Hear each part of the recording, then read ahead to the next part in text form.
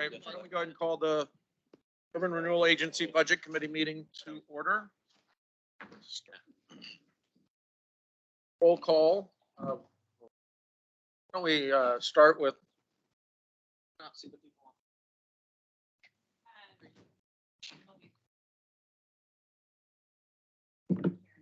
There's IB. Isaac. Sandy Wigg. Ryan Jensen. Roy Oliver Joseph. We're gonna have to wait here till she gets here. I need her in person. Just kidding, Laura. That it? Before? Yeah. Why don't we? Rita, is that you? Hello. Rita? Yeah. Okay. And Rita Bernhardt. We'll go ahead and start with, just call your name. Brandon Lasowski. Hi, Bailey. I can't. Michelle Brown. Jeanette Santiago. Annette Pixley. Pete McHugh. Josh Bowling. Scott Burge. Tyler Miller. Megan Grayson. Doug Nassenbean. Keith Suka. Rob Moody. Alex Rains. Don Van Domlin. Daryl Sykes.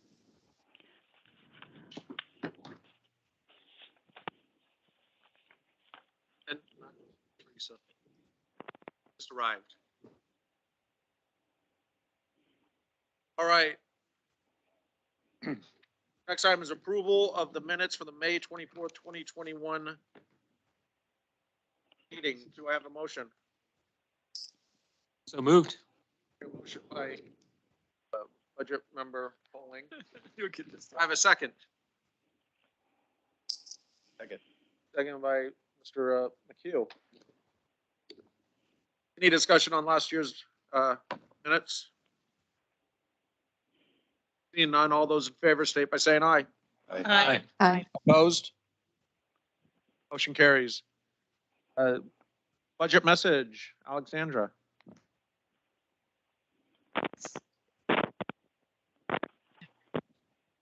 Okay, Urban Renewal Agency Chair, Vice Chair, and agency members. It's my pleasure to submit the proposed 22-23 budget for the Scappoose Urban Renewal District for your consideration. The district is newly established, having become effective in December of 2019. This is the third budget ever prepared. City staff's efforts to establish the district at the direction of Scappoose City Council began in earnest in 2018 with the hiring of Echo Northwest and Tiberius Solutions LLC to complete an urban renewal agency feasibility study to evaluate the benefits and drawbacks of using urban renewal as a tool to invest in infrastructure and other needed community projects at the city's industrial areas and downtown commercial core. The results of the feasibility study were encouraging to council, and they instructed staff to pursue development of an urban renewal area. Working with the same consultant team, staff completed an extensive public involvement process and completed the urban renewal plan and report. These documents were presented to City Council for a first reading on October 21st, 2019, and then for a final vote to approve on November 19, 2019 by a non-emergency ordinance. The Scappoose urban renewal area consists of approximately 475.8 acres and is anticipated that the plan will take 30 years of tax increment collections to implement. The goals of the plan, which represent its basic intents and purposes, are reflected in all of the projects identified for implementation and are as follows. 1, to improve transportation, water, wastewater, and stormwater infrastructure to support job growth. 2, promote the emergence of a vibrant town center as a civic and cultural hub for Scappoose that is connected to surrounding neighborhoods and employment areas. 3, encourage redevelopment and infill in the town center. 4, support the growth and retention of local businesses. Given the recent establishment of the district, the 22-23 budget reflects that there are not yet enough funds to undertake the water, wastewater, transportation, and property owner incentive projects identified in the plan and report. However, there are funds available for business incentives to include a mixture of storefront improvement and new development grants, programs which the agency has just finished developing. The district will incur some administrative costs by engaging an urban renewal consultant to assist on an as-needed basis and an auditor to review the district's budget. Most of the funds received, however, will be placed in appropriate reserves to accumulate over the next several years so they can be used for specific projects. In summary, the Scappoose Urban Renewal District was recently established following a lengthy process and And spending during the 22-23 budget will be confined to the newly developed business incentives and applicable administrative efforts, while the funds necessary to complete the future projects identified in the plan and report begin to accumulate. Although the district may be off to a gradual start, the long-term benefits of increased investment in the city's infrastructure and local business community will be well worth the wait. Thank you very much. We will move on to budget deliberations, tab number 38. Alex?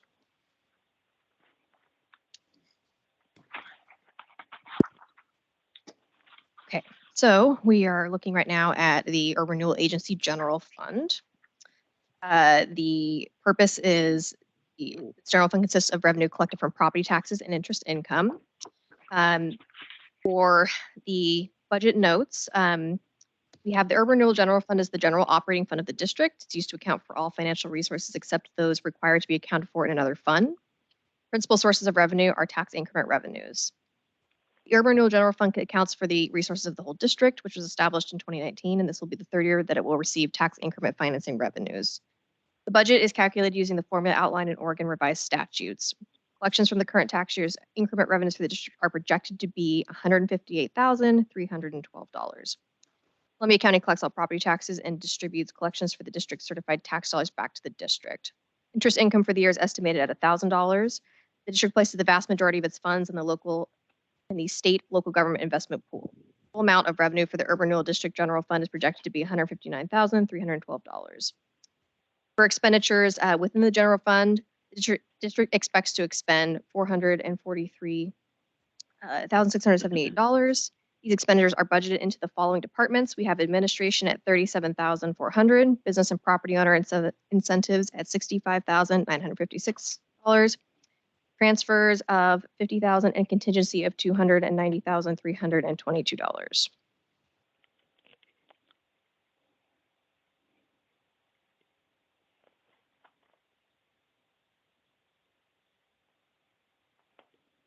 Any questions?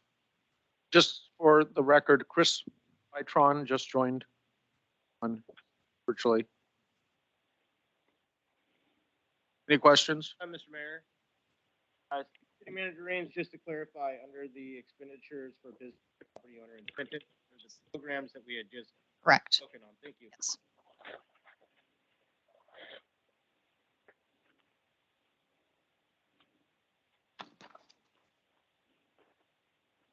Any other discussion?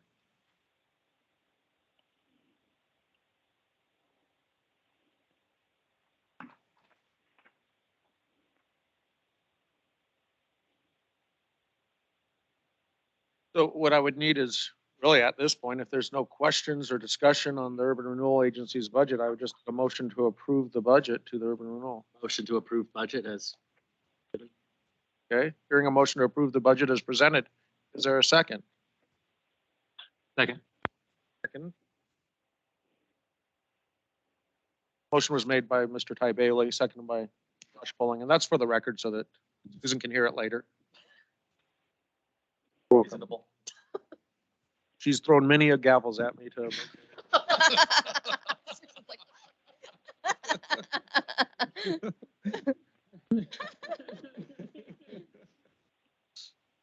And I deserved it. Anyways, is there any more discussion on the motion? Seeing none, all those in favor of the budget, please state by saying aye. Aye. Aye. Aye. Opposed? Aye. Opposed? Motion carries.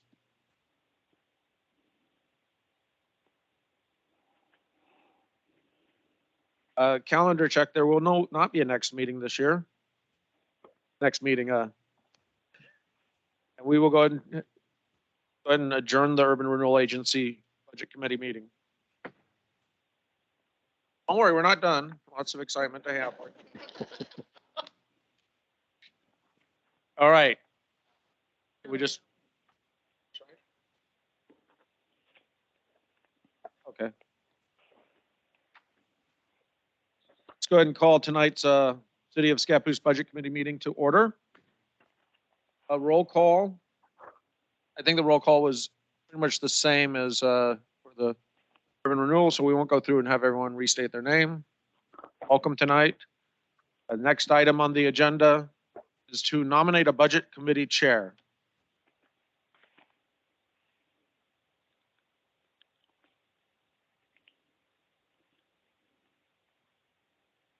I nominate Scott Burns. Second it. Second. Here, a motion to nominate Scott Burge as the chair of the budget committee meeting with a second. Is there any further discussion? Attack ads?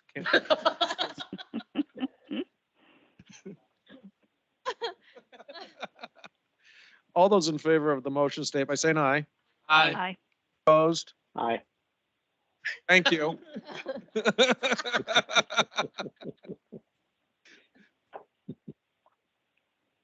That's Chris.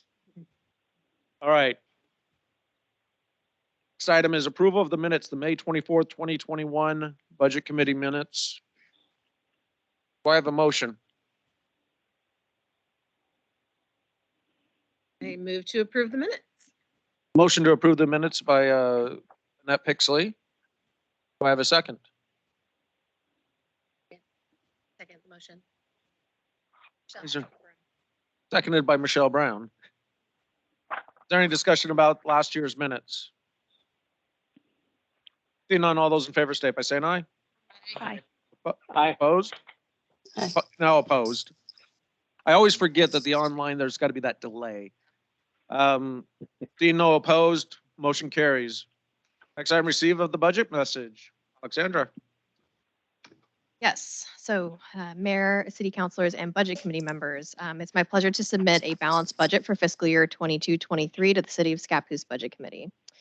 This year's budget maintains funding for delivery of core city services and investments in crucial infrastructure needs to address both the age of city assets and the city's capacity to accommodate population and economic growth.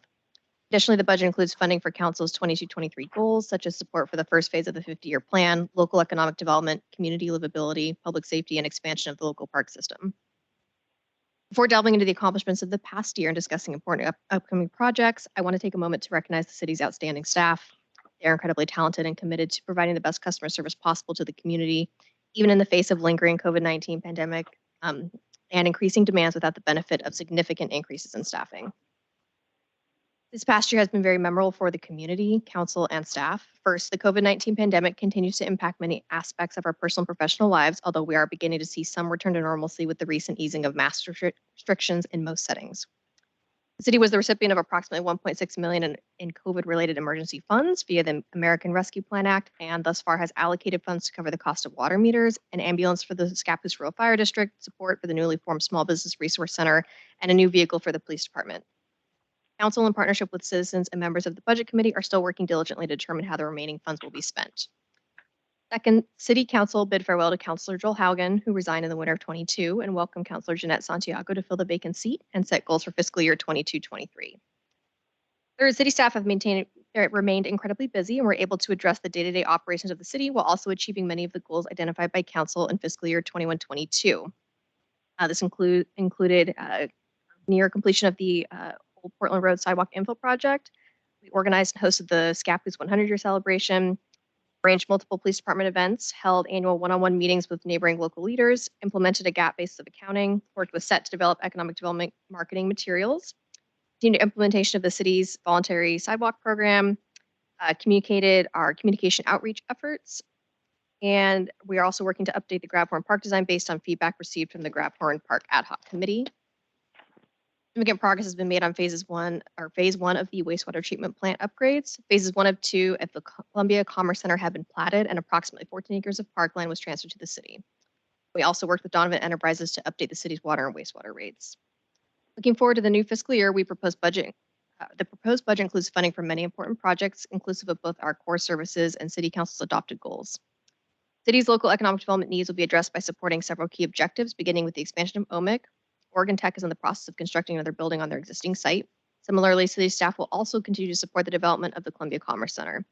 The construction documents for phases 3 and 4 of the road and applicable infrastructure have been approved.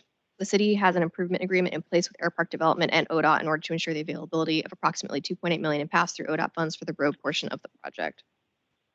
The city's goal of enhancing community livability will be addressed in a significant part through the development of the city's 50-year plan. This project will be a multi-year effort and includes several complex components such as an economic development or opportunities analysis, an update to the city's housing needs analysis and buildable lands inventory, a citywide visioning process, updates to the comp plan and comprehensive plan map, possible rezone of lands within the city, and updates to the development code.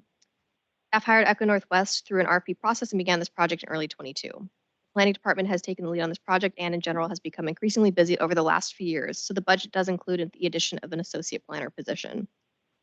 Additional efforts aimed at improving the livability of the city will include the launch of the city's new annual event, Adventure Fest, the expenditure of local fuel tax dollars, the continuation and enhancement of outreach to the community, and support of the senior center through the direct allocation of funds and staff time.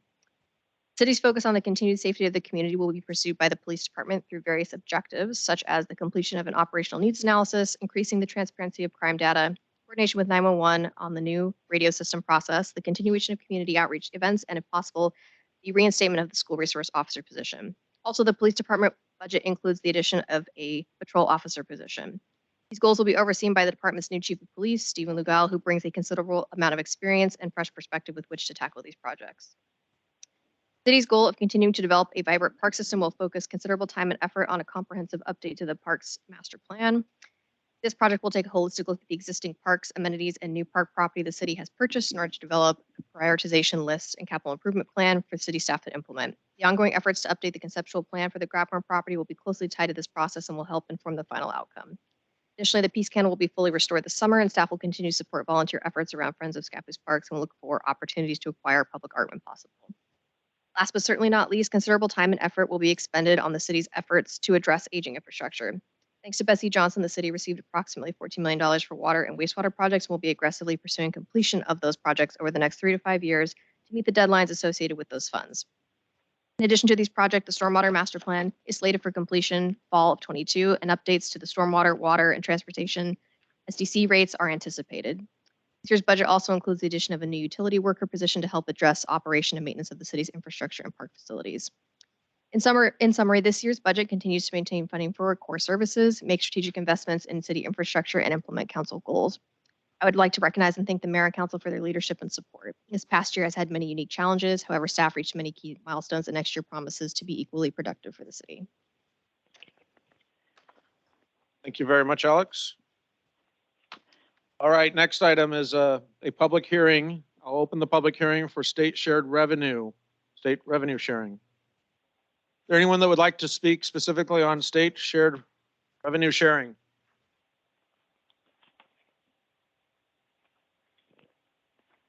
Seeing no one, I will close the public hearing on receiving state revenue sharing. Do I have a motion to accept state revenue sharing? Hearing a motion by Brandon Lisowski. Is there a second? Second by Tyler Miller. Is there any discussion? Questions? All right, all those in favor state by saying aye. Aye. Aye. Aye. Any opposed? Hearing none, motion carries. Next item, budget deliberations, starting on tab 8. Alex.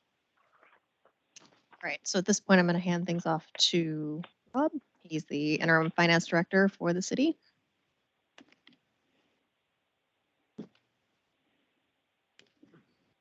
Thank you, members of the Budget Committee. Like to start with an overview of the general fund and general fund revenues. As you'll see, there are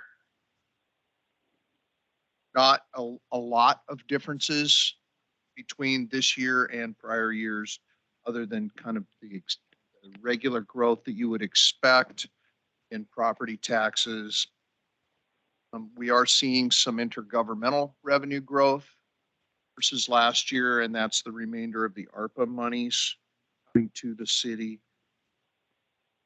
Total general fund revenues are up about, I guess, $1 million, and that is the sort of the cumulative effect of the property taxes, ARPA monies, and those other amounts that you see in the various charts and graphs there in front of you. In terms of overall general fund experience 1 year to the next.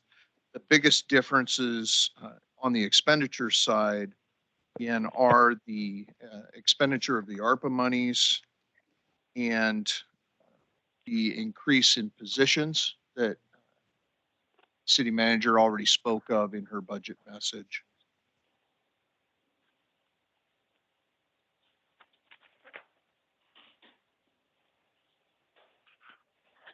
Basically, it's other than those changes, the increase in the community grants in the administration department, ARPA monies, and then the additional positions, what you're looking at in the general fund is basically a status quo budget. Entertain any questions that you might have. Are there any questions? May have one. So, me coming out of left field every now and then. I know where my planning fees go and I know where my building fees go. Where do the engineers' fees go?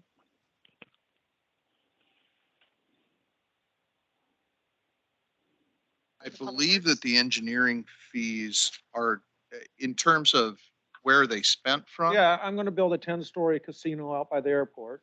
Very cool. And I've got and I'm gonna build a big super freeway there and I'm gonna get engineering services that are provided by the city. I know we have it on the fees list.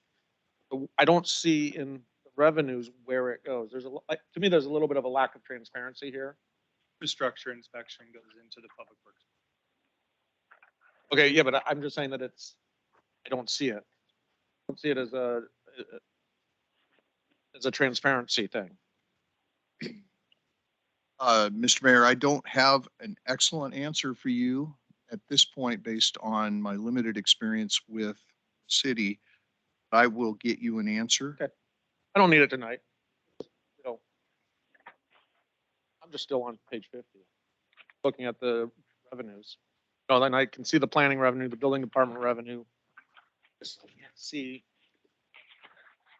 where, if I'm a developer and I'm writing a big check to have these services done, where's my money going? Just because they're rich doesn't mean they don't care about where their money goes. They usually care more. Scott, would it be a recommendation for final budget is that specific revenue highlighted? Yes, please. That would work.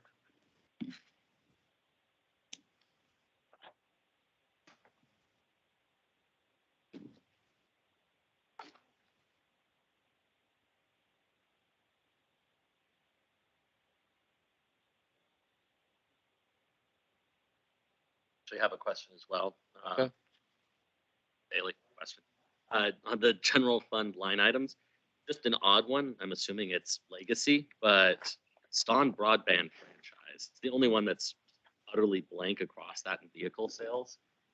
We just have to hold on to that as a legacy item, or is Actually, that's just an oversight. That line could be eliminated. Okay. Because it is zero across. We're required to maintain each line until it's zero all the I way assume it's a across. historic ledger thing, but I Yep. wanted to double check. A great question. Thank you.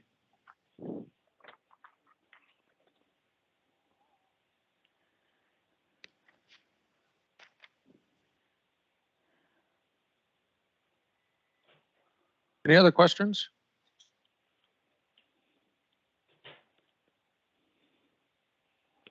Okay, I have one Okay, real quick. don't be afraid. Just because I wasn't, most of these things I can piece out what they are, but one of them, CET school district, and then there's administrative fees as well with that one. What does that entail? I have no idea what that line It's is. the construction excise tax. Thank you. I didn't see it in the glossary either, so that might just. Right, yeah, so essentially, we're just collecting it on the school district's behalf. Then we have a administrative fee that we charge, and then the funds are just passed along to the school district. Perfect, thank you. And Mayor Burge, Yes. we actually have the answer to your question now. All right. Thanks to my friend here to my right.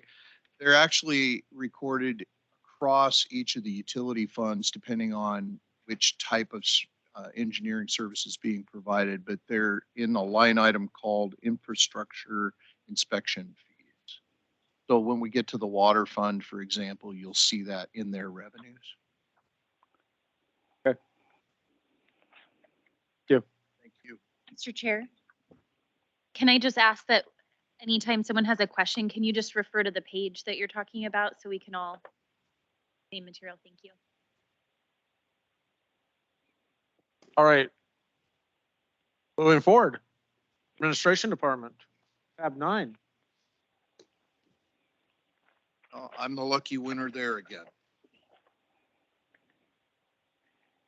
So in the budget notes on page 60 of 145, you'll note that the proposed budget is around $2.8 million, allocates about $90,000 for personnel services, $0.6 million for materials and services.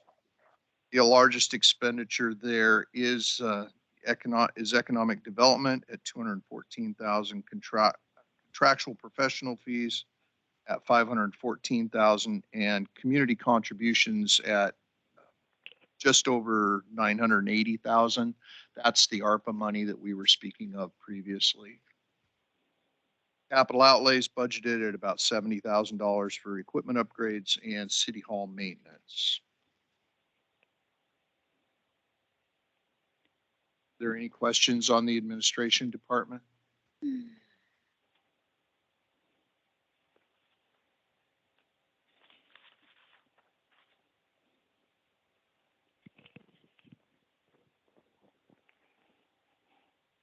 questions? Okay. Say your name and speak right into the microphone. I'm Teresa. Question on the insurance. 75, or well, actual was 145 for 2026. What insurance is that? So our cybersecurity's gone way up. We anticipate it's probably going to double from upwards of 100,000, maybe more. It's just getting really expensive to carry cybersecurity insurance, unfortunately. And then also we're anticipating some jump in general liability coverage as well. But primarily the big one is going to be cyber.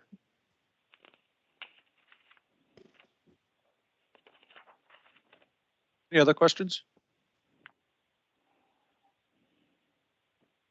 Seeing none, moving on to number 10, the Police Department.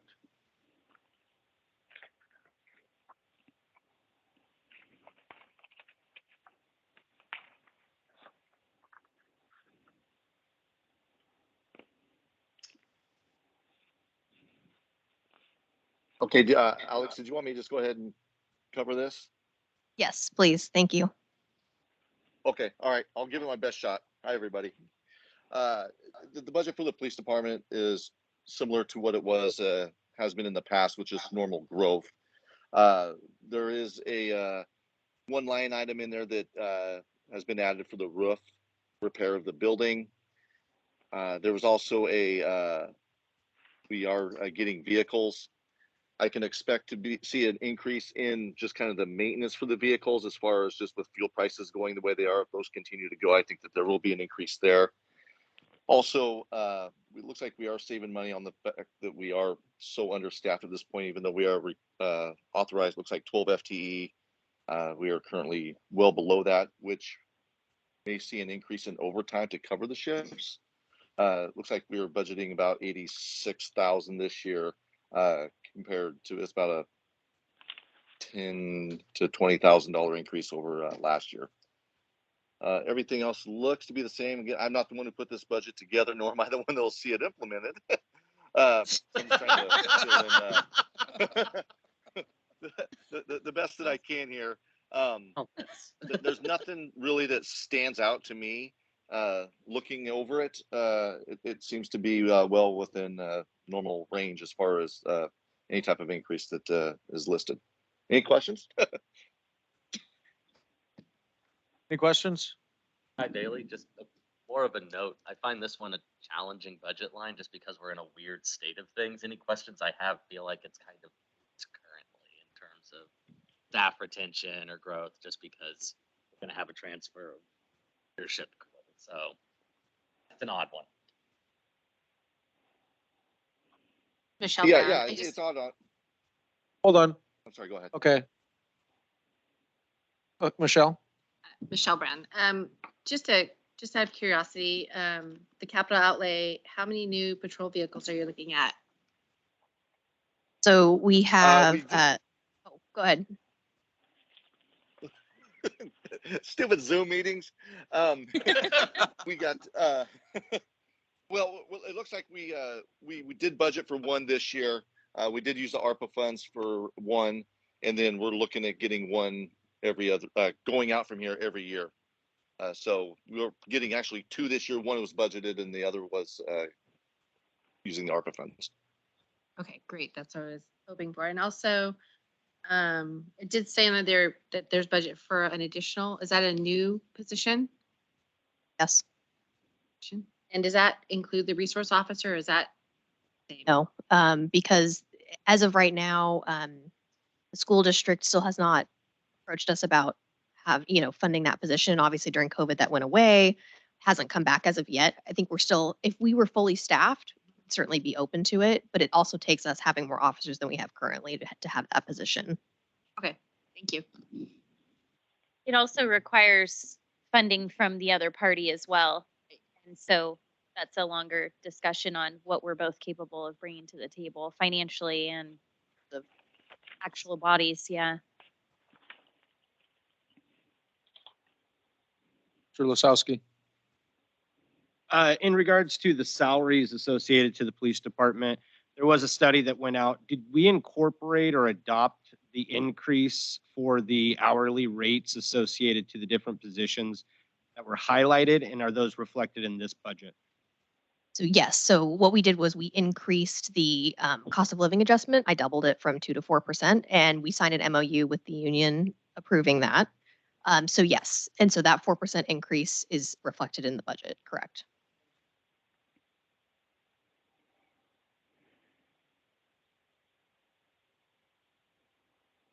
Any other questions?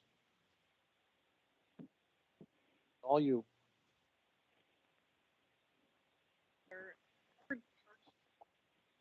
That is not in the budget, but there is 35,000 for the roof replacement. 5,000. We talked about. Fiscal year 23, 24. That's a future pot. It's plan, it's in the CIP. It's in the Plan for CIP. the following year. Oh, they were just talking about adding what you call it? Yeah, an awning Oh. essentially over the vehicles. There had been in the past an issue with items being tossed over the fence onto police vehicles from the skate park. So this was one of the solutions.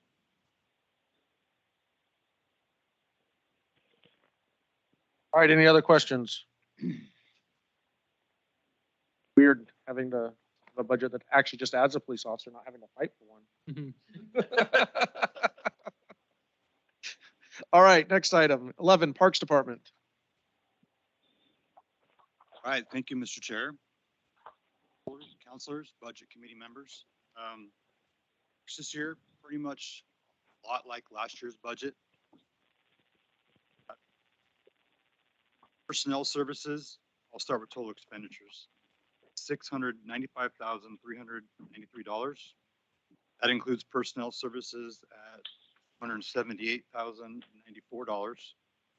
Materials and services, $145,760. That's up a little bit, not by much, maybe $1,000 more, just cost of doing business now. Fuels have gone up, fertilizers and whatnot. So small increase on some of our materials and services. Our capital outlay is at $250,000. A little bit down from last year, but part of our capital outlay goals for the year in parks is East Candle rehab, finishing that up, paving at Chapman Landing, purchasing of a new vehicle, adding some seating to the parks, just benches and whatnot. Some work at Miller Road with an additional shelter and some concrete pathways. Looking into playground enhancements at Veterans Park. Some fitness equipment along the Crown Z Trail, dog park improvements, and more tables and places for seating, parks and whatnot. That's pretty much it. Like the other budgets, it's pretty straightforward last year. Any questions? Any questions? Lisa? Is in next year's budget, but I see like 55,000 for new park. What are you gonna do over here? You're gonna put a statue of you there. And is that shown in the CIP? Yeah, it's in the CIP. Until the master plan is done. It's just at some point, we want to keep it on the radar that we want to do improvements there. Small parking lot. Facilities. Until the master plan is complete. Live a couple houses down from there and there really isn't much done and it floods. Infrastructure down in the bottom, no, but up top is above.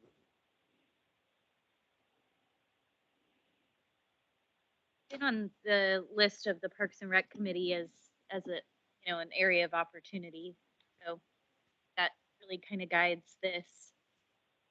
And again, it'll be revisited with the master plan, so.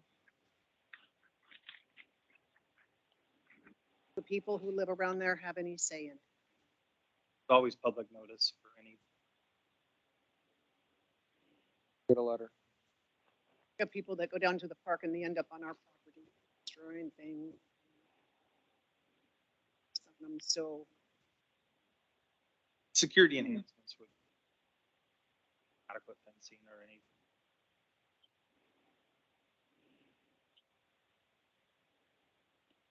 Excuse me, Chair, I have a question. Net?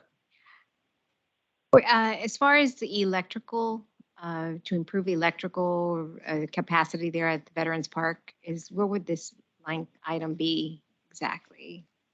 I'm not sure even if it's in there. Which page are you on? Well, I'm just looking at page 68. Not sure if this has been proposed in the past about electrical, because we've had events there and I've been part of those. Well, I don't think it's not. If there Yeah. were. I'm sorry, I don't know of any electrical improvement. Oopsie. Reason I'm asking is because the events have been there in the past. I know that electrical has been an issue and it was proposed at that time it was going to be brought to. I see what This you're saying. event, Yeah, right. so certain concert events would have requirements above. We did cost analysis and it didn't pencil to put the infrastructure in place versus renting for a generator just for one weekend. Okay. So just, or for future events. Okay. It wasn't worth it.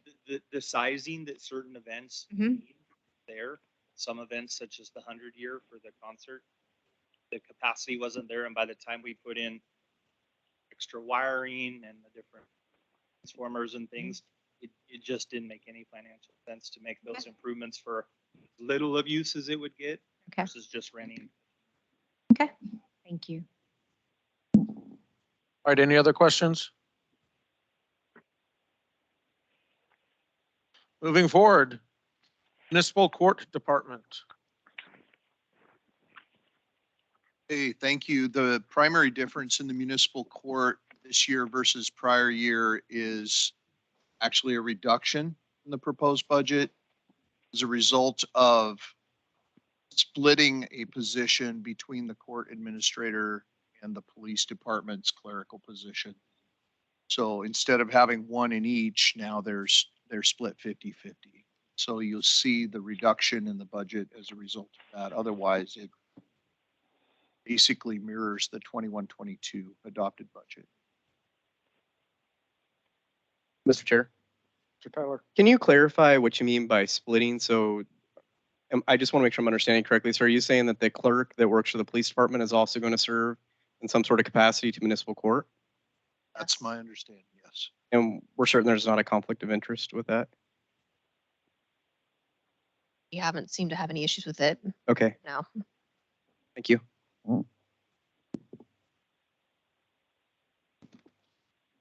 Chair, Counselor Osowski. Building off the same question, and so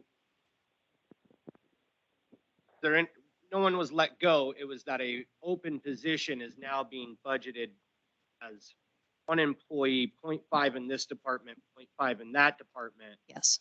So this is a way for us to be a little bit more flexible with backfilling that open vacancy that was previously there, correct? Yes, that's correct. So someone, voluntarily left their position.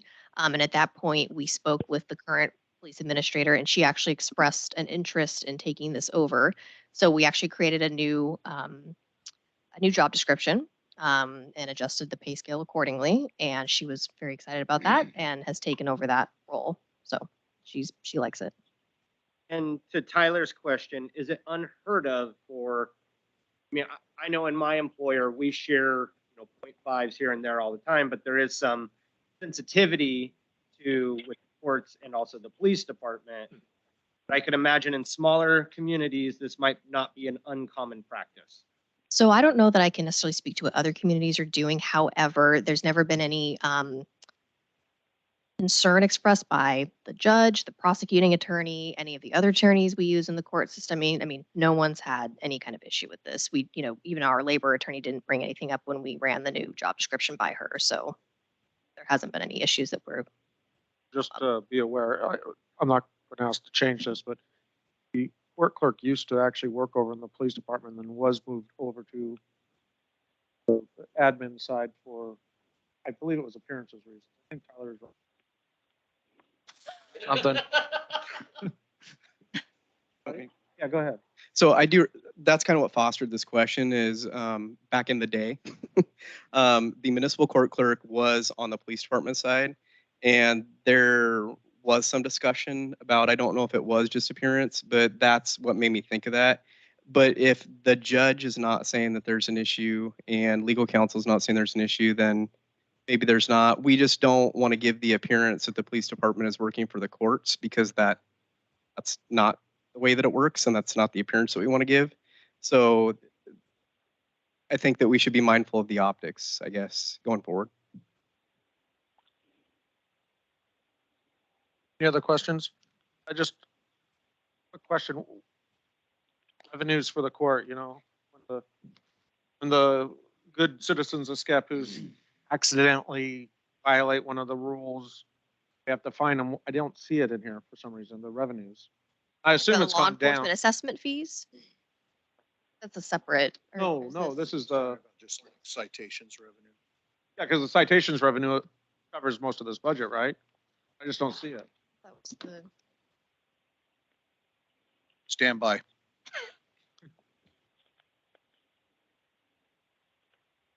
I assume it's down as well. Everyone's obeying the law. Why don't we just say that?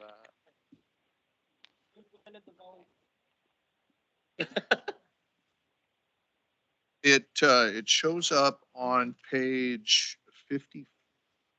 Oh. Don't have this level of detail. It is recorded in the general fund as part of leave charges for services, which is an odd characterization of fines. But that is what governmental accounting principles determines. And so court fines are budgeted in the current year at $100,000 in the general fund. Okay, and then it just gets transferred into this or covers this department. The general fund covers. It's that used to fund this as a general fund. All right. Any other questions? Seeing none, move on forward to the planning department. This Lori's chance? Yes, thank you. Can you hear me all right? Yes, we can. Perfect. So good evening, Budget Committee members. My name is Lori Joseph. I'm the Community Development Director. So we're going to start on page 74. Bring my pages up as well. Okay. So the budgeted amount from the general fund for the department is $743,889. The planning department anticipates revenue of $30,000.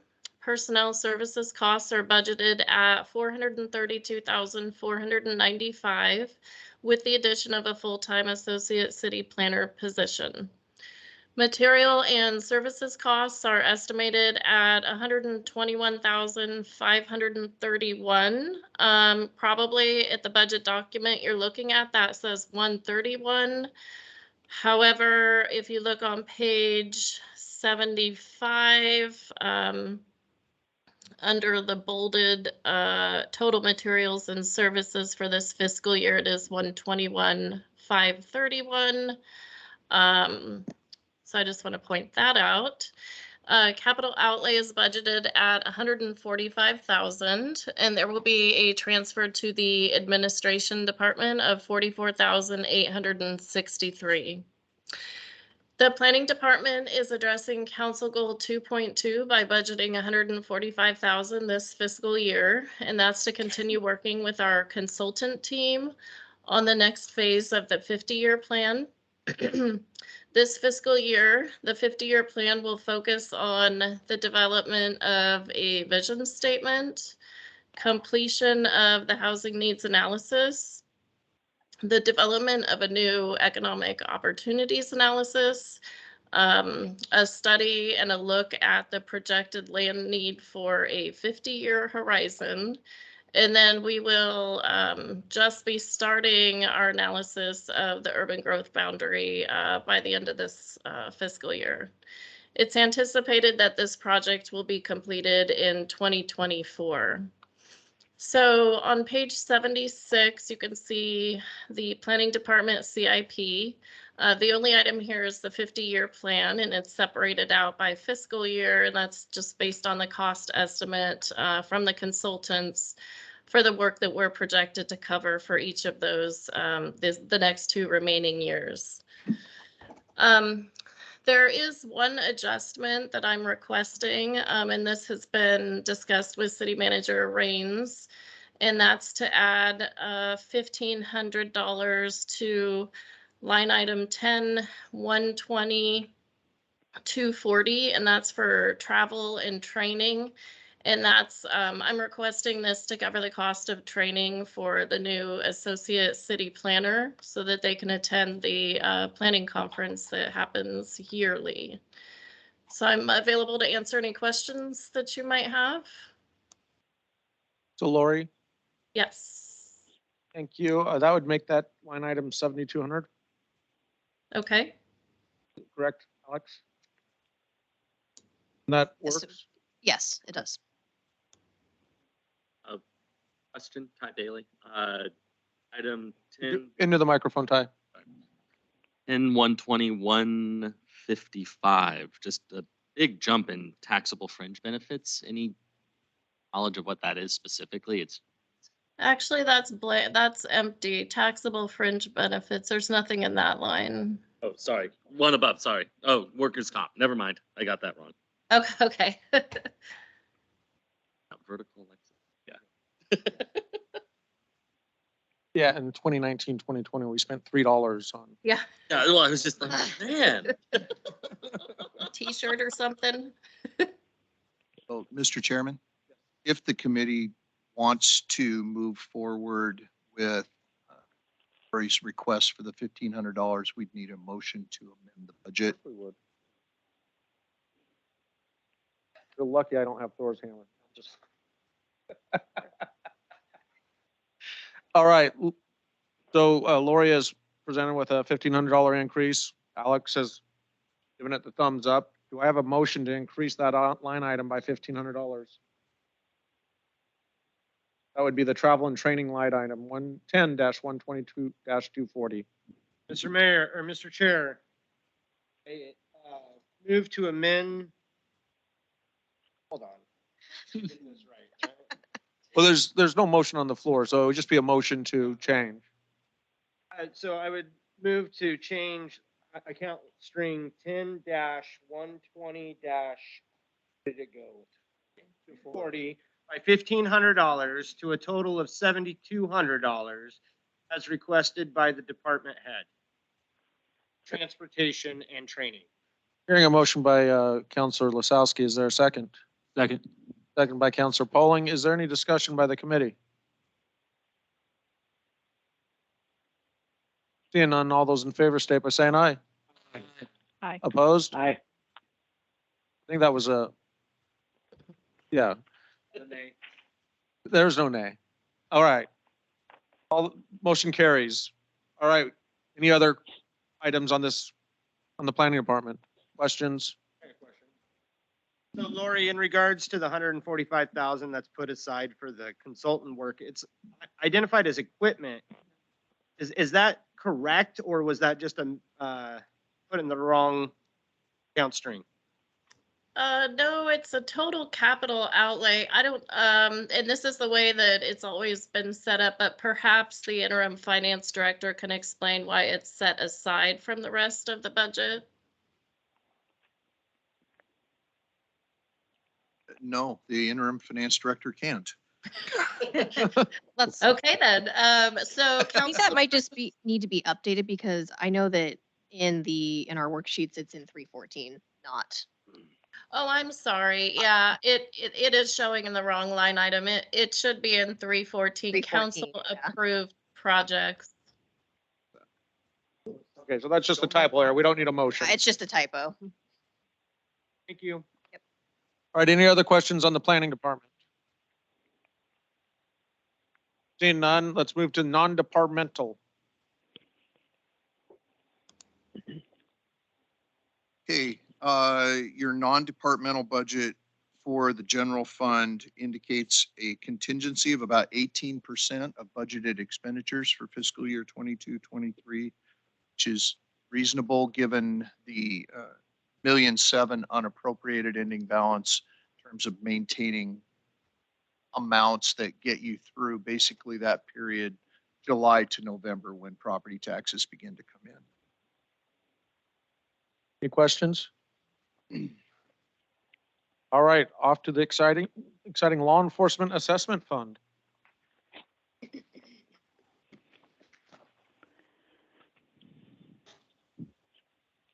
Alex or 194? I'm ready.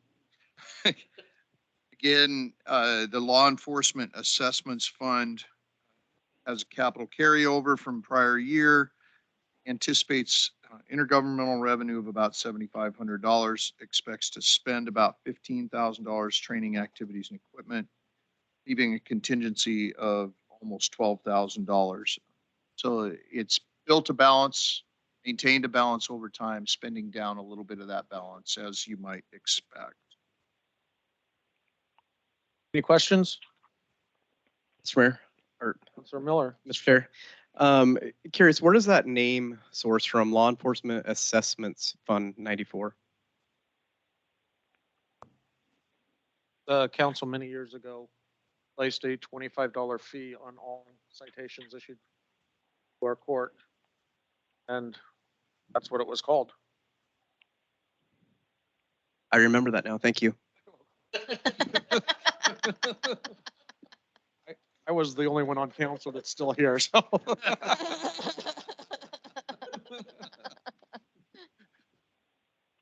No, it was not 94. It was sometime in the 2000s. Maybe like yeah, it had to be between like 97 and 2000. Probably. Could have been later than that. All right, any other questions on the Law Enforcement Assessment Fund? Moving forward, Watts House Fund. That's me, Mr. Mayor. So this year for the Watts House, we have a working capital carryover of $39,878, which is down $4,670 previous year. Interest income are projected for $225 this year, giving a total resources of $40,103. Materials and services for the year are estimated at $10,600. Capital outlay at $10,000. Capital outlay goals for this year are electrical improvements and lighting for the basement. They're reconfiguring the museum. Has some old outdated halogen lighting down there. We want to work with them to improve that and make it a little safer for everybody. And the contingency for the year is projected $19,503. That's it. Let's get questions. Any questions on the Watts House Fund? Is there an MOU, Dave, between the city and Historical Society? It's in draft. Yes, the one that was in place expired about 10 years ago. We are working to update. The expiration just means that it continues on if changed, so. It had an end date, that's all I know. I'd hope the new one doesn't have an end date. Gives, like, termination clauses versus just an end date. That way, you don't 10 years down the road go, oh, look at this. Except it is good just to. So. 10 years ago. Conditions change, but I get what you're saying. All right. Next fund, PEG fee fund for 61. So the city has built a fund balance over time in this fund and now has begun to spend down that fund balance on allowable activities related to education, communication technology, et cetera. So some of the things that are being purchased, I'm told, are like the clickers for voting in council chambers, et cetera. And just some equipment to assist with communicating effectively with your citizens. So the one note I would make with respect to this fund is sustainability of the fund over time will probably require renegotiation of your cable franchise rate at some point and or shifting of some of the expenses of this fund to another fund.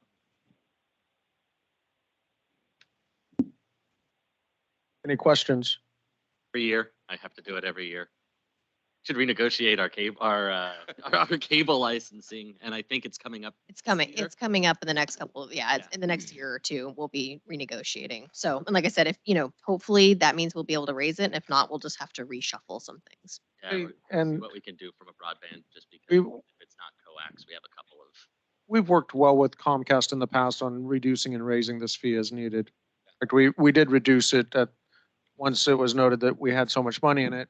So we went ahead and reduced it. And so I believe that the Comcast people would be okay with raising it back up. It's 48 cents or $1 or something like that. So any other questions, Jeanette? Yeah, is this where the possible to upgrade or to be able to better record our meetings? Would this be the fund that we should talk about? Because we know that's been on the table, right? Well, there's been a couple of upgrades generation, so I don't know where we are at future upgrades. I know that there's discussion. So the current discussion around that has actually been before this group with reference to how to spend ARPA dollars. And so actually a lot of the upgrades to this room have been through some kind of COVID relief dollars one way or another. So that's kind of actually where the conversation is currently, was that it was something that, staff was looking into and bringing some quotes so you all could consider it as a ARPA dollar use, essentially out of that 1.6 million, of which remaining is about 650,000. Okay. And would some of the cybersecurity funding can be part of this fund as well, since it could be linked? My understanding was that the PEG fund was specifically about educating, communicating with the public. So I don't know if cybersecurity would necessarily fall under that. It's more about, we were able to do that with the council chambers because it's about reaching the public. We have fees in there around the newsletter and the city app and educational and outreach pieces. And so I think that might be a little outside the scope of what those funds can be used for. Just, it can be protection of the communication, right? I don't know if the protection, that would be a question we'd have to ask Comcast, and they're the ones that will keep an eye on how these monies are spent, and they do go after it when they see that it's being misallocated. Question. Thank you. All right, any other questions? Moving forward, the building fund. Good evening, everybody. The building fund begins the year with a starting position of $221,739. Permit revenue and miscellaneous fees are anticipated to be $316,000. Total anticipated revenue for this fund is projected to be $317,300, and total fund resources are expected to be $539,039.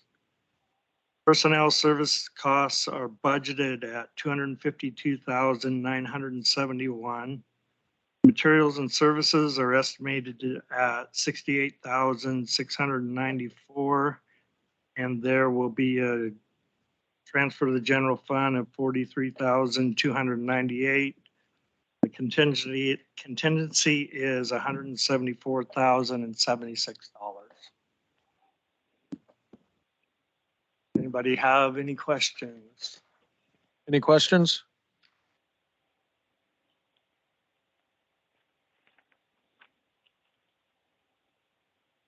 Looks like Don's getting off scot-free. Mm. All right, moving forward, the street fund. Yeah, Mr. Mayor, you're gonna get me for the next 5 budgets, just to warn you guys. So, Oh, used to your voice. yeah, exactly. Right, so this year for Streets Fund, we're kicking off with state gas tax revenues estimated at $600,000. Local fuel tax is estimated at $250,000. When the fuel tax was initially went to ballot, we were hoping for closer to 3, but with changing economies, fuel prices, such people aren't driving as much with COVID, so it's been landing right at $250 a year. So we're estimating that to be the same for this year. Our federal fuel tax through the exchange program is at $685,293. There were some program changes this year that work in our favor, where they used to hold the money and we would submit our project list to them. They would approve it, and then we would do the work, and then they would reimburse. Now they've given us the money all up front. So we now have it in our bank account earning interest. So it's a positive to us, less to them. So that's great.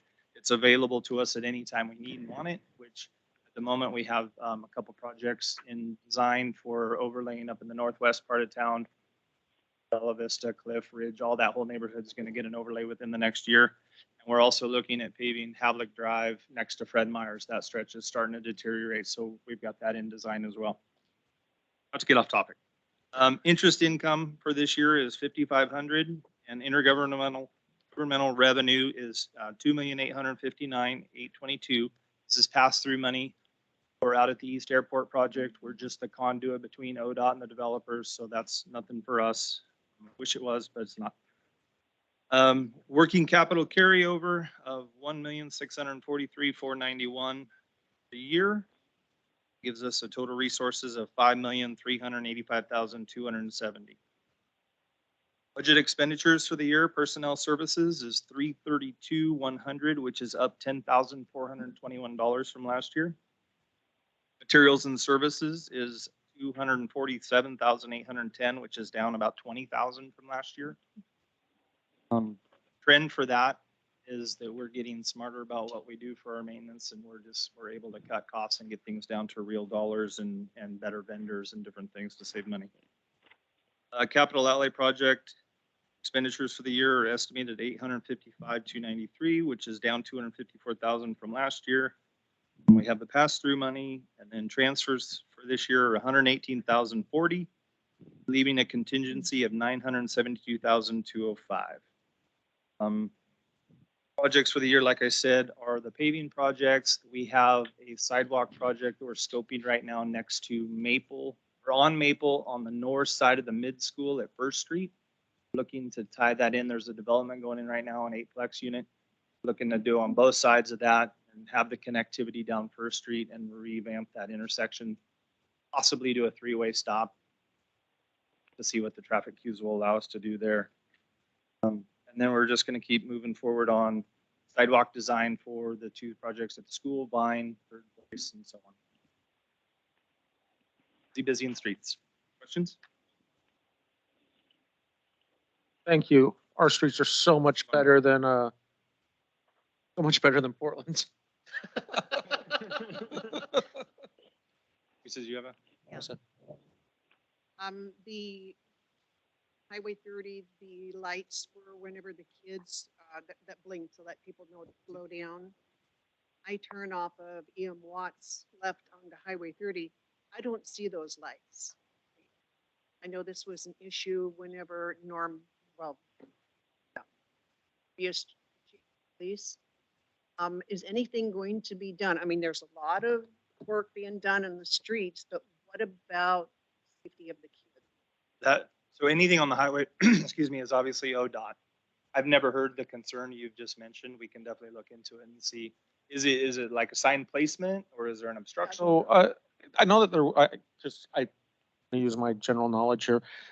Those signs were updated to where there is a little blue flashing light on the back side of the sign. I don't see Supposed, it. yeah, that's what ODOT would do. We could probably make another run at it and see if they'll do, but anywhere you go, any community I've been in, that's the most I've ever seen on the backside of those signs is the blue flashing light. That at the intersection there the other day, I did not see a blue flashing light. I can see the yellow light from the front side coming through, so that caught my attention. But when I was doing code enforcement, I was coming to work and I seen a kid going to cross the street. Well, he came, I don't know, well, anyway, he was crossing towards the school and some van pulled out, left onto Highway 30 there, and the kid had to jump back where he was hit. You know, so I know they have made signal timing adjustments to allow the kids to get out Yeah. into the lanes, or any pedestrian, not necessarily kids. Before the automobiles leave, there's a couple second delay now. The other thing that ODOT recently did is they came through, you probably noticed the yellow highlights around all the signals. That was their traffic signal improvement project for us. Be a little more than their take. somebody follow up with ODOT then? I mean, I'm concerned about the kids. I mean, people are speeding through there. They stop at one red light and, well, down US Bank, they pass that blinking light saying slow down. So they stop when the light turns green. They have forgotten they're in a school zone and they just take off, you know, trucks, cars, anything. So the school zones end at the next speed sign that you see on the highway. So at both those lights, if you're going away from the school, speed signs that are immediately after those lights are by law, the end of the school zone. Sorry, and I could have had, I've only learned this because we've gone through these changes for school zones on multiple occasions, so.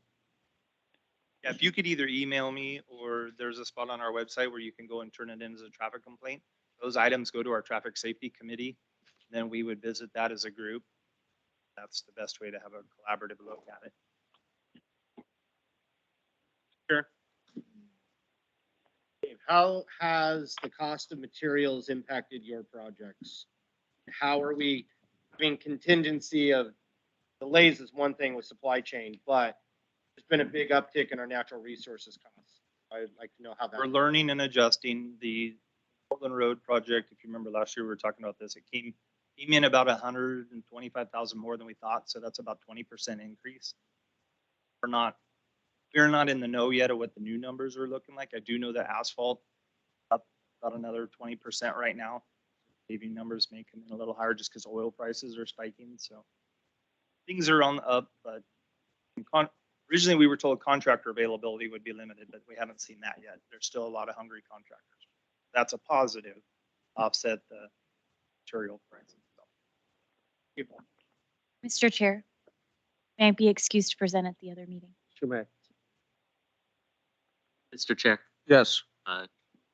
question on the projection path. I'm noticing that on budget, we actually look like we go into shortfall starting in 23 and continue in shortfall further along. Which table is that? Page 96 on the 5-year projection. It looks like we have a projected shorts.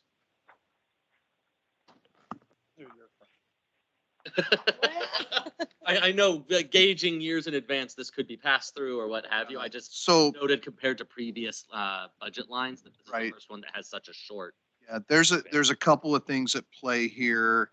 As I was reviewing this again today, actually, the beginning balance in the 2022-23 column of the table above it is low by about $700,000 compared to what's going on up front and needs to be updated. And the whole thing obviously plays off of that column. So that will bring it up a little bit. As I was reviewing this though, if you look at the capital spending that's projected in the out years against what is projected for revenues, there's sort of a structural deficit built in here. So there will either need to be some additional revenue sources identified for some of that capital spending, or some of that capital spending is going to have to be spread out in order to avoid this type of a situation. But this is accentuated, if you will, by that error in the beginning. That makes sense. Thank you very much. Yeah. You're fine. I can tell you from the real world is I don't see that as a problem. The way this fund works out is our state gas tax pays our labor, materials and services. 600-ish that comes in there covers all of that on the front end. Where we're getting for our capital improvements is the local fuel tax and the exchange dollars from the feds. That equates to about 85,000 a year. So right now, as long as we know that our capital goes in waves of 300 and some thousand per year, fine. And so you're going to see some highs and lows. We save for it and then build it, and then we're going to drop, and then we're going to have it's not going to be every year that we can maintain that kind of momentum that you're going to see right now, but there is a plan. I mean, we do know what those projections look like, and they're okay. Yeah, as I said, for a 5-year projection, completely understand the further, the murkier, as long as you have confidence that we're not going to hit a cliff. Yeah, no, we're looking much better than we were 4 years ago. Perfect. Mr. Chair. On page 94, you, last year's budget, you had budgeted for 175,000 for equipment, but only spent 50,000. Did we have something that we didn't buy? We were planning on, and now we're not? So you're on 94? Yeah, page 94. The budget was 50, the estimator was 175. Oh, so we spent 175 approximately then. So was there a bigger piece of equipment that we bought this last year? Yes, the street light project. Okay. Citywide street light project that we just completed. That was the Part of that? in that. Okay, perfect. Any other questions? So the 45,000 estimated, that's the engineering's estimated revenue, the revenue. The budget for this next year is 20,000. Yes. So That's it, yes, goes as into all you look four through, departments? I made a note to talk to you about that. The 260, when you look in the revenues, anything that's titled 260, that infrastructure inspection, that's going to be your revenue in all of the public works. It's, I looked through it and it's put up between storm. It's proportionate. Yeah, just proportionate, 45,000 each fund. So this fiscal year revenue was $180,000 from inspection fees. That's, if 45 times 4 is I don't know where you're seeing 45, like in the I'm streets seeing budget. it's- estimated fiscal year 21, 22. Inspection, infrastructure inspection fees, estimated $45,000. Right. But the way that works, it's a best guess scenario off of what we think is going to get built in the The next year, month. the next year. Well, no, this is fiscal year 21, 22. Right. So it was estimated just like it is this year. No, It's no, that's estimated- the budget. The budget is the estimate of 20,000. I know that Jill's not here, but Jill's explained this to me a million times. The 45,000 is an estimated amount that either it's come in or it's expected to come in between now and June 30th. Correct. So we're estimating that we'll have generated $180,000 off inspection fees. Yes, this year. And next year, like every year, we budget 80,000 or 20,000 per thing. But there's years that comes in way below that number. And there's years that comes in- 16,996, 26. The 20 is just the budgeted number. Mr. That, Chair, I know that Megan's out, but I'm gonna reiterate her request. Can we, when we talking about, say what page or line item? oh yeah, Be I very just was Appreciate came it. back to a page. Thanks. You were still on 94. page 94, correct? Yeah, 94, infrastructure inspection fees, 20-000-260. All right, any other questions on the street fund? Other than patch more potholes. We take one into Portland, just help them. No, I'm just kidding. Send them a bill.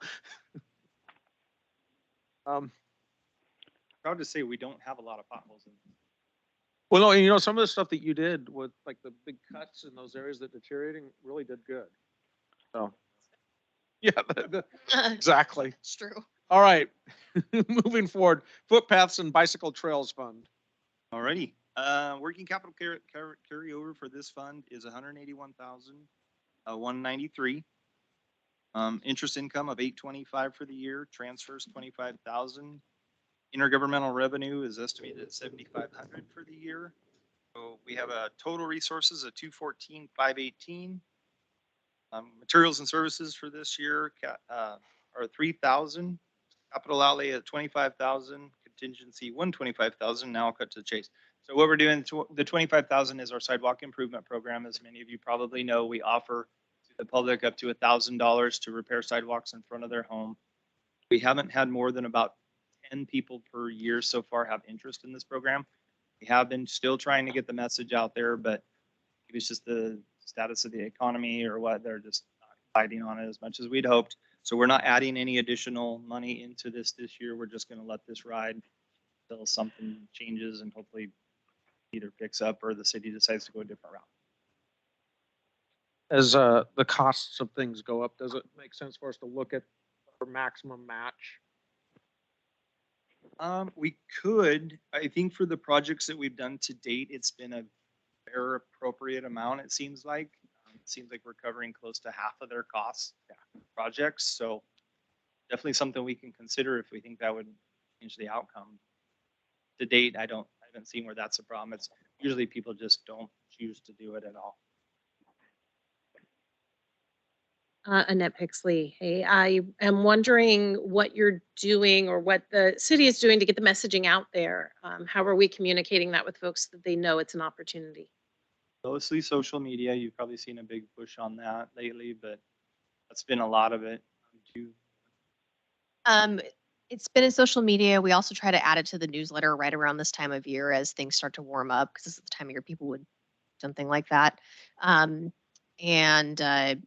Otherwise, I don't know that there's any advertising on top of all of that. But yeah, I'd say through the newsletter, the city app, various social media accounts. We do have a Nextdoor account now, and we're still trying to add Instagram, but we're having some issues with that. But so we are trying to utilize social media more, so we can always add more reminders. But that's typically how we've been advertising it to date. Okay. I haven't seen anything as a resident of the city. If it comes in a newsletter, I probably don't read it. I'm sorry. Don't kick me off. Wow. The truth. So, as a marketing, that's what I do for a living. How else can we get the messaging out? Right. So that would be the biggest source, is the newsletter. I did see it recently circulate again on. I did it myself. Do you have trifolds or anything that we could, like this program, but having some type of physical handout? We do not, but definitely something we could. Or a resource for it in the office that we could put little flyers in there or something like that. Just looking at other options, more traditional, not big on the social media, but. And we do have a bulletin board right inside of City Hall where we do post stuff like that. And then I know that sometimes, Susan, don't you post that at the post office as well? Sometimes notices and whatnot? Okay. Is it something that can be in the bill? And in the bill and just in utility bill? That's where the newsletter goes. So yes, it. Oh, I see. I don't read it either. You're missing out. The content is fantastic. Layout. It's all good. The political comments from Scott are just great. I'm just astounded that people that wouldn't read the newsletter. I have read it before. That's a new requirement to be on the budget committee. It's only the person in the household that pays the bill that reads it. That's me. Not consistently. So. Okay, good. Right. Company. I think we understand the issue of communicating with the public very clearly here now. Even the most active people might not read it. All right. Anything else on footpaths? Moving forward, stormwater drainage fund. I'm going to guess we're talking to Dave still. Yes, we are. All right, stormwater. Drainage fund for the stormwater is multiple sources of income, but the working capital carryover for this year will be $734,239, which is up $214,000 from previous year. Interest income is estimated at $3,200. Charges for service of $379,284, which is up $20,000 from previous year. giving us a total resources of 1,116,723, which is up 235 from previous year. Expenditures for the year, personnel services are at 143,194. Materials and services at 165,190. Capital outlay for the year is 370. Contingency of 438,339. Projects that we're looking at for this year is continued cleaning of the system, additional piping. We're wrapping up our stormwater master plan, which I'm about to talk about in the next budget.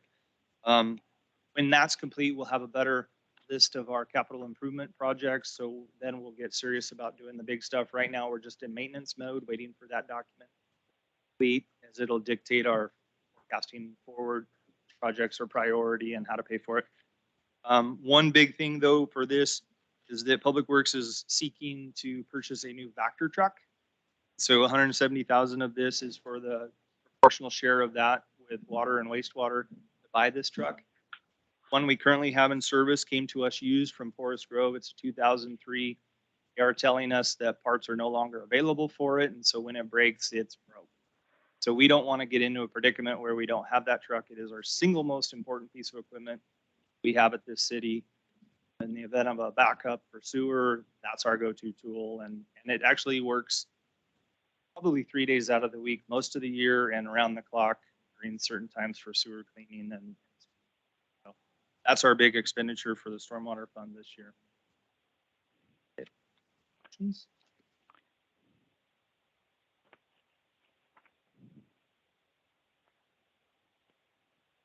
Any questions?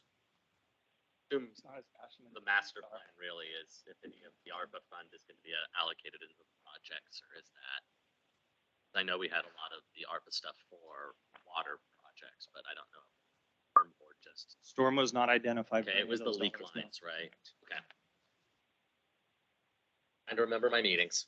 Yeah, no, that money has been identified in water and wastewater, and we'll get to that in a bit. Thank you. Okay, next item, stormwater drainage SDC fund. Okay, SDCs for stormwater working capital carryover 414,427 this year. Interest income of 2,500. SDCs are projected at 56,128 for the year, giving a total resources of 473,055. Expenditures, capital outlay at 312. Transfers of $2,806, leaving a contingency of 158,249. And this fund really is only being used this year to complete, as I said, the stormwater master plan. No other projects associated with the growth on our horizon until that document is.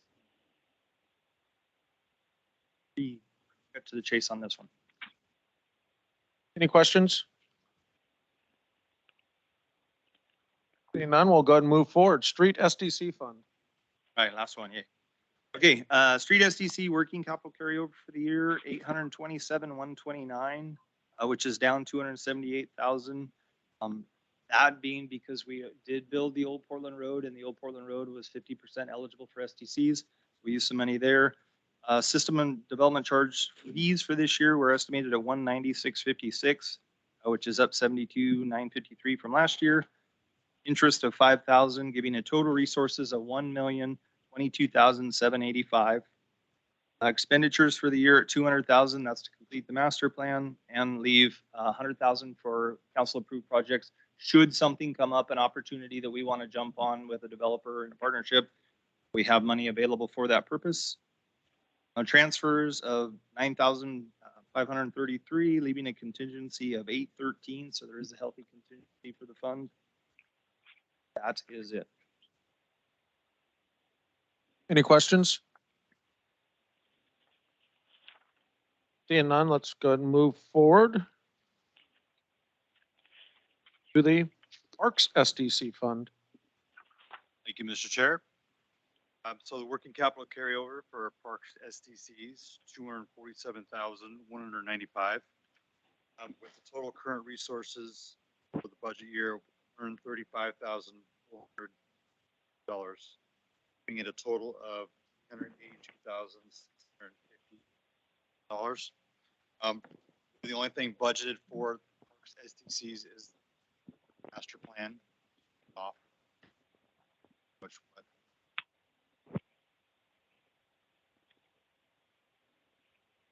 All right, any questions?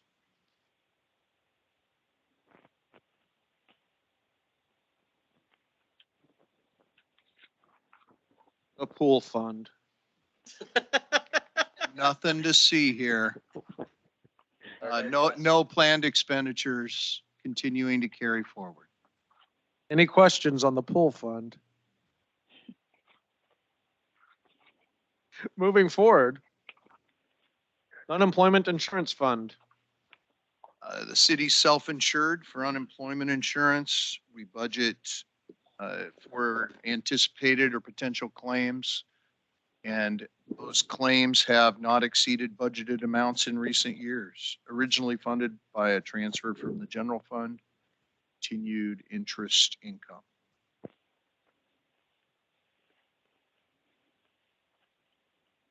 Any questions? Seeing none, we'll go to the utility water fund.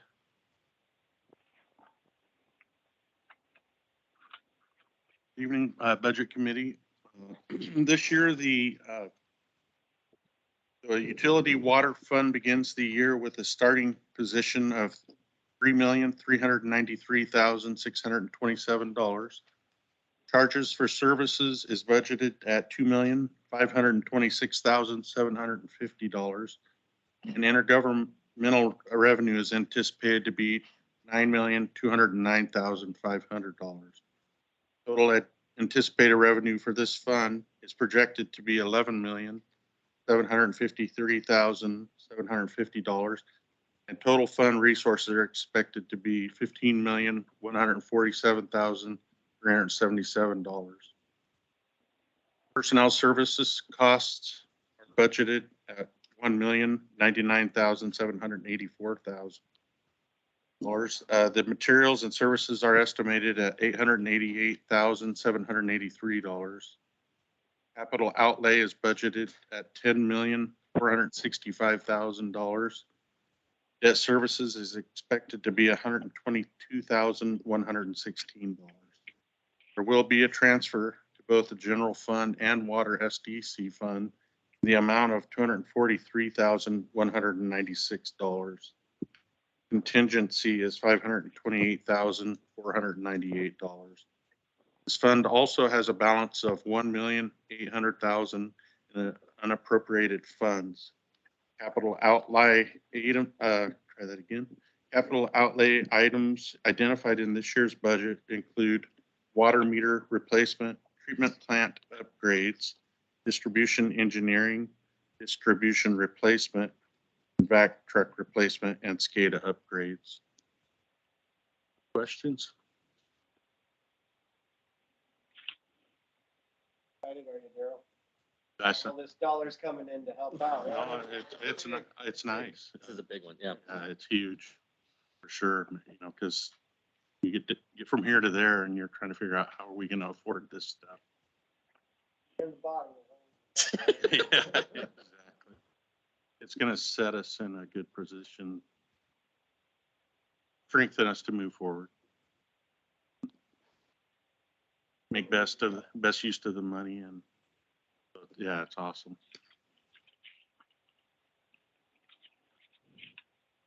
Annette Pixley, just a question. SCADA upgrades, can you tell me what that is? Yeah, we've got a system. So we have 2 water treatment plants here with the city. The newer one is Miller Road, which the SCADA system is more advanced. It's an Allen Bradley system. It's from 2004, so it's aged. Our Keys Road system is even older. The original system consists of a main PLC unit at the Keys Road plant, and then we have satellite PLCs at some of the remote locations, the Dutch Canyon Well House, the reservoirs up on Ella Vista. And so that SCADA system, the main, about 10 years ago, our main unit failed on us, or we had to replace it. Unfortunately, it's aged in the technology that we just would feel comfortable with moving forward with, knowing that the age of the satellite system, the remote PLCs we just feel better about making that upgrade. Kind of, Would they all be upgraded to Allen Bradley then, or? yeah, probably go with Al Bradley's. It's kind of their kind of, Schneider? yeah, well, it's a Schneider. What we have up on the hill is a Schneider, which is formerly Controls Microsystems. But anyway, Schneider bought them. And so that unit is a Schneider, but it's going on over 10 years on that. And I'm not so much worried about that unit. It's mainly the satellite units and the availability of parts, you know, of replacing those should we have something catastrophic. We do have some items on hand that, you know, I think we could replace some of the remote units, but that's kind of the main thing where, you know, it's just aged and we're trying to ensure that we're not setting ourselves up to fail, I guess. Thank you. I just was unfamiliar with the terminology, so thank you. Mr. Miller? It's a communication device. The PLC, I could go back. oh, the PLC is basically what runs the plant. There's software, you know, logic, you know, written so that the plant does controls levels, all of those kinds of things, tells pumps to turn on and off. It's basically the main computer that runs the. I have a question on page 123. There's two lines that says the same thing, miscellaneous projects, miscellaneous projects. Just wondering why they broken down the same, they're called the same. Yeah. One's cheaper. No, I'm just kidding. Which one are we going by? There are 2 line items in the CIP for MISC project. We can work to combine those. They look like they're smaller projects over time.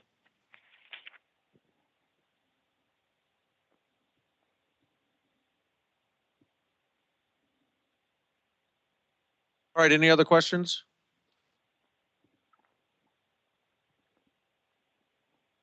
Next item, Water SDC Fund. Carol. Okay, bit simpler one. Water SDC, the Water SDC Fund begins the year with a projected beginning cash amount of $249,441. Anticipated revenue is $493,929, coming from 3 sources: $1,600 from interest, $387,799 from water SDCs, and transfer of $104,530 from the water utility water fund, make principal and interest payments. Total fund resources are $743,370. Expenses within the fund include debt service in the amount of $307,440. This is to make principal and interest payments on loans GO 3003 maturing in 2027 and SO 3003 maturing in 2035. The fund anticipates a transfer of $19,390 to the general fund for SDC administration and $100,000 in capital outlay for extra capacity projects. Water SDC fund anticipates a contingency of $316,540 for total expenditures of $743,370. Questions? Any questions? All right. Moving forward. Utility wastewater fund. I Evening, assume everyone. be Mr. Turner. Right. I'm on page 128 of a working capital carryover of 1.7 million. Interest 9,500. Charges for services 2.6. For governmental revenue 7. That's ARPA funds. Term debt proceeds 500,000. That's from DQ loan. For resources 7.6 million. Personnel services 1.1 million. There's a slight increase in utility worker. Materials and services, 655,440. Outlay, 0.4 million, majority of that ARPA projects. Pump station, 900,000. And 8 million for biosolids dryer. There's loan payments, 18,000, 100,000 in loans that will go to pay towards the loan. Transfers of 160,000 and a contingency of 1.1 million. Total expenditures 7.6 million.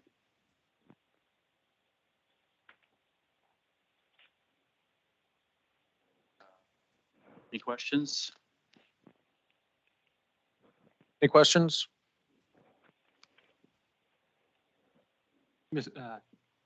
Chairman, what are the term dates on those loans? The one that's there is 2031. That would be 9 improvements of screen.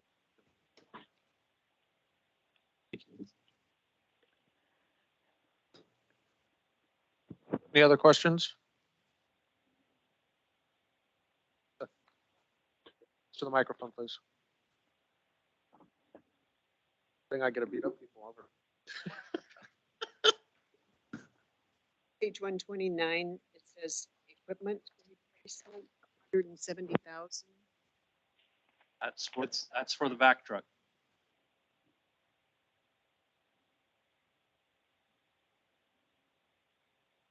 Any other questions? Moving forward to the wastewater SDC fund. 32. Working capital carryover of 1.1 million, interest 6,100. System development charges in the reimbursement category 42,747. Extra capacity 170,000. Total resources 1.3 million. And capital outlay 878,000. Transfers of 19,000. Contingency 479,249. Total expenditures 3 million. Capital outlay, those are payments. 100,000 is for that what if scenario. The rest is tied to a pump station and phase 1 engineering design and start of construction, which is time next year.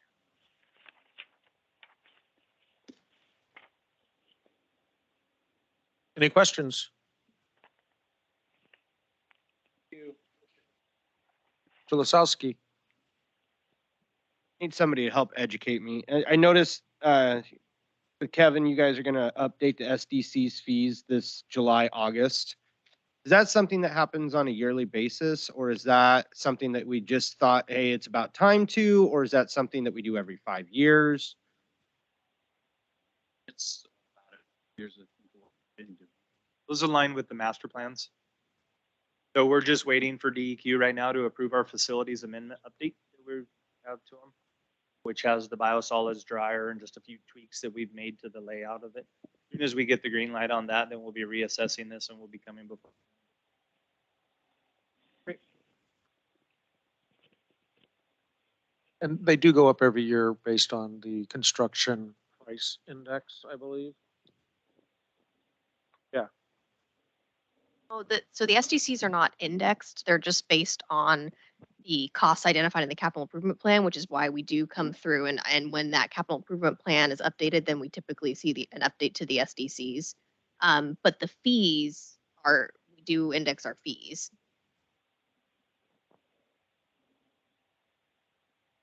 All right. Any other questions? Next line item, debt schedules. Number 31. Yeah, page 136 and 137. The city currently does not have any outstanding general obligation debt. So page 136 is one of those legacy pages we discussed earlier. Page 137 simply illustrates the outstanding debt and the scheduled debt service payments, principal and interest that are budgeted.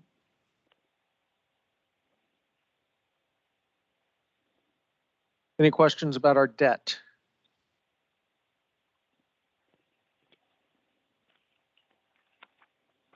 All right, moving forward to number 32, fund transfers. And page 138, this is another one of those schedules that will eliminate all of those blank lines just to make it a little bit easier to read. But what this demonstrates is the transfers between funds for things like reserves or to move monies for pre-designated purposes or to make transfers, say, to the general fund for services provided to other funds. Any questions on transfers? All right, looks like we've gone through all the budget deliberations. Is there any comments? So I wanted to circle back to my earlier comment. You know, and it's really for me, it's transparency. It's hard to see that within it. And then it's also, you know, our city engineer works out of this community development department offices, and they have a crummy little Jeep that leaks, and I'm pretty sure I'll be pushing it one day. And it just, when I see that we've got a bump in revenue, his inspections, they may not cover his salary, but I mean, the least we could do is make sure he has a vehicle that will get him to his inspection sites in a appropriate thing. I just don't want to be in the position where we get someone coming, car broke down, the engine's blown. We found some money in the contingency. I just think that, like the police cars, we need to treat all city vehicles and replace them when they need to be replaced and not just wait until they break down. And so it's, for me, I'm trying to understand and wrap around the head why planning department revenue, which isn't very much, and the building department revenue all go into one area, but the engineer's revenue gets split up between these departments. And I get that there are inspections for product that's going to be used, you know, the water, sewer, and whatnot in the roads. But to me, if we have a department, I just want to be able to account for those revenues. And then that way, when Don or Lori or Chris come to us and say, yeah, I need to raise our rates for engineering fees because we're just not, or planning fees or whatnot, I can see it in the budget. Oh, it's not showing up. And that's my only concern. This is more future looking. Obviously, I don't want to make massive changes here. I'd love to see us replace that crummy little Jeep down there, you know, community development, because I see it. And I remember the day when we were using pickup trucks that were hand-me-downs from the military through the police military program. I'm sure that Dave might have still have one. And I want us not to be breaking down on the side of the road with cars or leaking oil. I mean, I know that Jeep's got an oil leak, and I drive a lot, so I'm very big on maintenance of cars. And but to me, it's just, I see it, and we just went through this with the police and 2 vehicles. We are fortunate to have a fantastic city manager that found the funds for it. I hate having to have it brought up because the cars are breaking down instead of, let's get rid of this one, get our $500 at auction for it. Let's replace it, you know, put them in an electric car. We don't even have to spend gas anymore. Get Chargers or something, you know, in a little Chevy Volt. I don't know. He might be too tall though. But to me, it's just, it drives me nuts when we see, when I see that, and then I can't see how it all interrelates, and the revenues are broken up into 4 different areas, and we budget $80,000 a year, but we got 180 this year. That we can't upgrade a little bit for that job, because I know where the 180 came from, and it came from, you know, the developments going on the east side of the airport. That's where the over budget came from. And our hope is that that continues, that, you know, more buildings get done and more roads get built and more water pipes get put in by developers. But I don't want them to be mad because they can't see where the money's going. They scratch their heads. In my view, the building department, the planning department, and engineering should just be one umbrella. Those revenues all go general fund. I don't understand why they go to other funds. To me, that's general fund revenue. And then we transfer it out if it's needed in the different departments. But Me, it just accounting, for me, wrapping my head around, these guys go out and we charge people for fees. And I just, on the backside of that, I just like to be able to say, okay, his fees are making $80,000 on average in fees, and this is our cost. Oh, how do we, without that, we will never, and government will never do this and try to balance that out because they don't see it, it's buried. And there's the reason why the Law Enforcement Assessment Fund is in its own fund, even though the auditor wanted us to get rid of it. I said no. And I got the council to say no, because otherwise it would just vanish into the general fund. I don't like stuff vanishing, especially when it's for a very specific reason. And that's all. Other than that, it's a traditional budget. Is there anything we can do to help out or figure that one out? I mean, and part of this is that we're growing. We're a growing city and we got to start recognizing it. We're 8,000 people now. My goodness, we were like 4,000 when I got elected to council. So, and we're adding people to public works. We're adding a police department. We're adding, but we have to. It's not that we want to. And we don't have computers that will do all this work yet. Or wait, did I say that out loud? But you know, I mean, we're recognizing that we're a growing city. And I think as part of that growing up is we got to really look at how we justify looking at developers and saying, this is how much that's going to cost. Right now, we can't. We don't. It just goes into a fund, and there's no justification. That's what I'm looking for is justification. And also, no, I don't want them showing up to a site looking like one of the Beverly Hillbillies in a jalopy of a Jeep. It just, we moved community development out of the sewer plant for a reason. It wasn't space. It was presentation. And that we weren't a bunch of hillbillies out here in Scappoose, that it was a professional offices. Shortly after somebody thought that he could steal his plans back from the city. Oh, yeah. Okay, point made, sorry. I was given 3 minutes to speak and I'm a politician. I get 30. All right, so really the thing that we need is a motion to approve the budget and everyone can run home. Chair, I think there was a comment or a question. Yeah. Oh, go ahead, Ty. Also, just on the budgets in general, just structural, different, but on a similar line, when it comes to vehicles, especially any like back system or so on that's split between different budget lines, it would be great if we actually had an index of structure items so that we know what the depreciation is associated. I don't know how like a VAC vehicle will bake into the two different budgets. Are they in sync? Are they not? Will it differ between the two of them? So if we had a capital infrastructure index, that would be really useful. Not pressing for this year by any means, but it would be cool to know where the physical objects that are separated between lines go. You mean like just proportionality? Yeah, well, just proportionality and if there's going to be a difference in depreciation because the different funds might have different depreciation schedules associated. We have all of that. It would just be figuring out a way to integrate it. Yeah, I assumed you did somewhere. It's just, yeah, when I look at it, I just wasn't sure what our anticipated lifespan would be associated to. So I think that what would be nice, really, I think, is almost, because they don't, the city, we don't depreciate the vehicles out like I don't even see I don't know exactly how many vehicles we have, what year they're bought, or, should they, This coming year, we're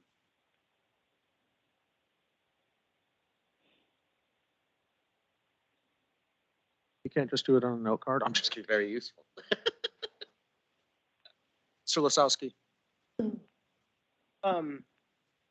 First question would be, Manager Raines, what is the collective bargaining agreement for, is it AFSCME, the representation group for the vast majority of city staff?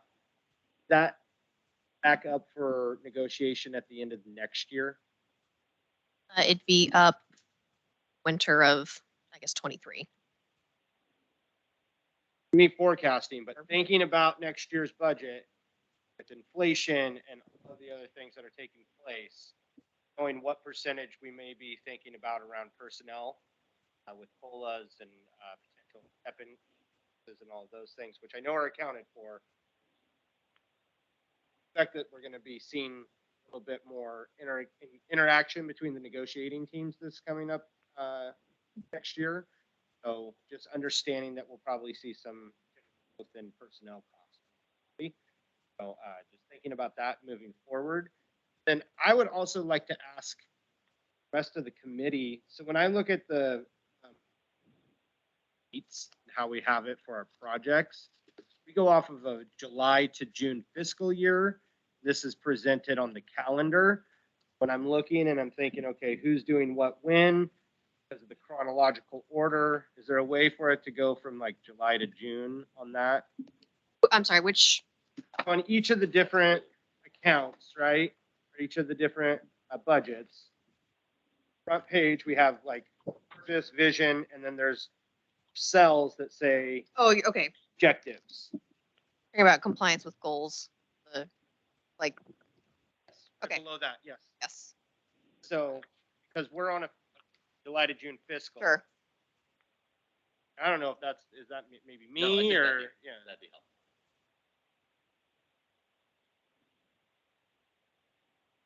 Oh, and there's also a cautionary tale. I mean, I think Mr. Lasowski brought up the inflation.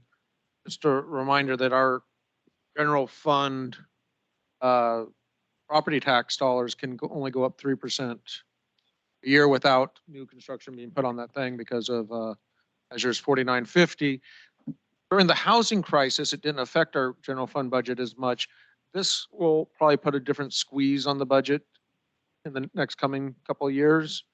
Just be aware of that. I think staff is aware of that as they see prices pick up and gas prices go to, 68 cents a gallon. Wait, no, $5 a gallon. But yeah, so looking for a motion to approve the budget.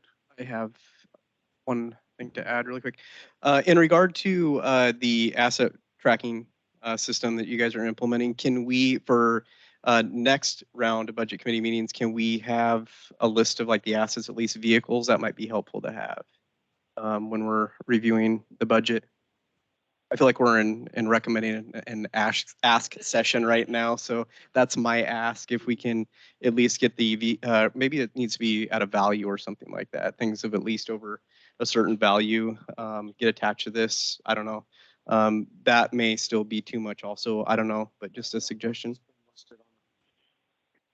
Scott doesn't want his Bic pen listed on the asset tracking system, for the record. Dave, you got a lot of equipment, right?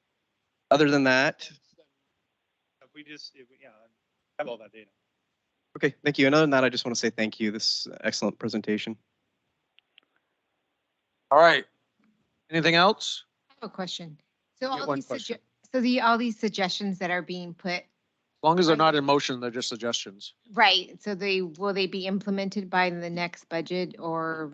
No, they're just suggestions. They, Staff can listen to those unless the Ignore it. council makes a motion.